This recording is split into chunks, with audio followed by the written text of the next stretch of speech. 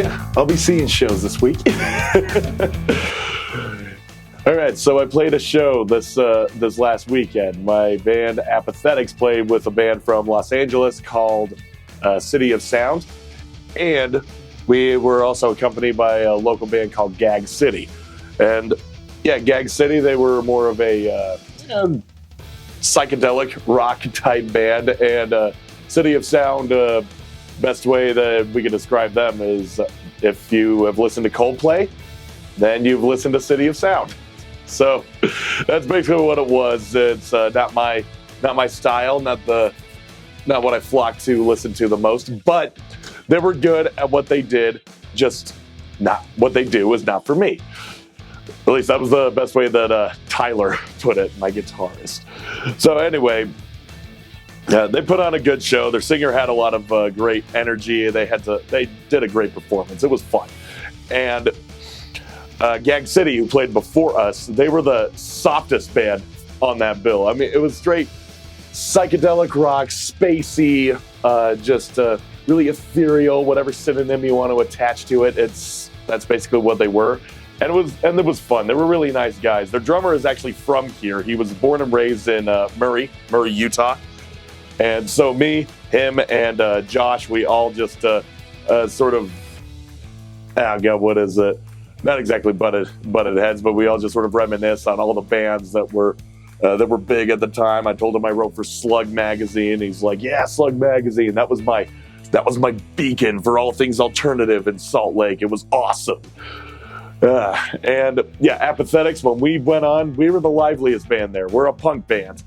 I mean, none of the bands sounded alike, but I don't think anyone really expected us to be taken over on the garage on Beck, where we were mostly playing to their, not even our fans, just their regulars. I invited a ton of friends. I invited 20, just 2 of them showed up. But they got some great footage of us, some great little candid shots and videos. I posted them on my Instagram, and we even shared them on the band's Instagram. So if you follow me there, then you probably have already seen it. 76 people, as of today, have viewed it, or at least liked it on there. I don't know how much of it they've actually seen, but you can see our energy in there. It was a great time. It was a great show. I enjoyed it. Yep. So yeah, first time playing a garage on Beck. I honestly forgot they did shows. They're a bar, so I assume that the their main focal point would be bar bands, cover bands, really. Just stuff that you kind of had to be in the know to know about, but whatever. As for shows coming up, I got a few to plug here. On September 27th, Decrepit Ribbons Fouye, F-U-I-E-X. If you can pronounce it, then tell me, but I'm calling it Fouye. Griebler and SAD will all be playing Oliver Rock at 6 p.m. That's a suggested $5 to $10 donation. Just kind of pay what you have. For entry. Then on the 28th, I will be attending this one. This is Descendants, Buzzcocks, and Grumpster. They're going to be playing at the Depot at 7 p.m. That's 7 p.m. I'm using air quotes here. 7 p.m. because the Union, at least with all the shows that I've been to in the past, have been notorious for starting early. Too damn early. I think it's because Buzzcocks and Descendants are up there in age and they have a bedtime. But it still doesn't explain the others. I get there, they're saying doors at 6, and they mean, I think they say doors at 6, but they mean shows starting at 6. I'm like, okay, I definitely got to get there before 7. So yeah, if you guys are going to that show and you've already paid the $50 ticket, that's after all the taxes and fees and all that other bullshit. Yeah, thanks, Live Nation.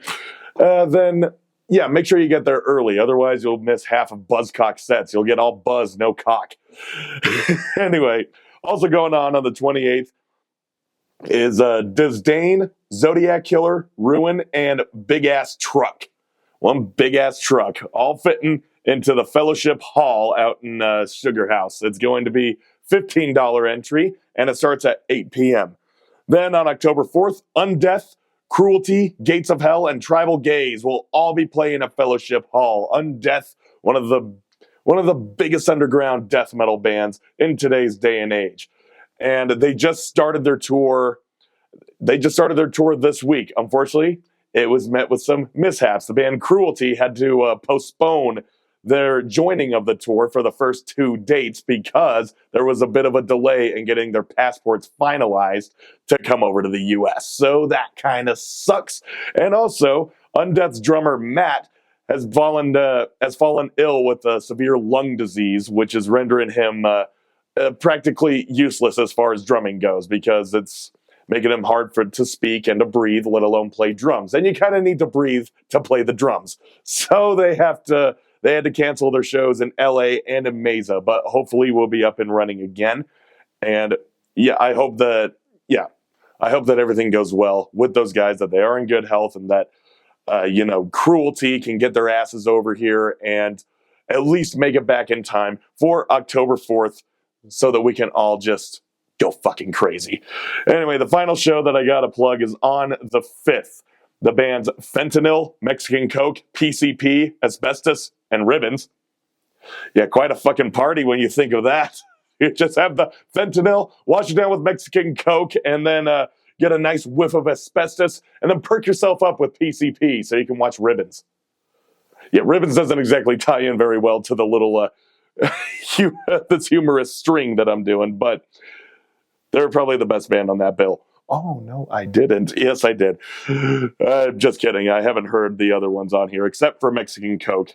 They're pretty good. They're pretty fun. Anyway, that show's going to be at All Out for Rock. It's going to be $15, and it'll start at 6 p.m. Those are all the shows that I have coming up throughout the next 10 days that are happening in Salt Lake and other surrounding areas, but mostly in the Valley. So until next week, folks, see ya.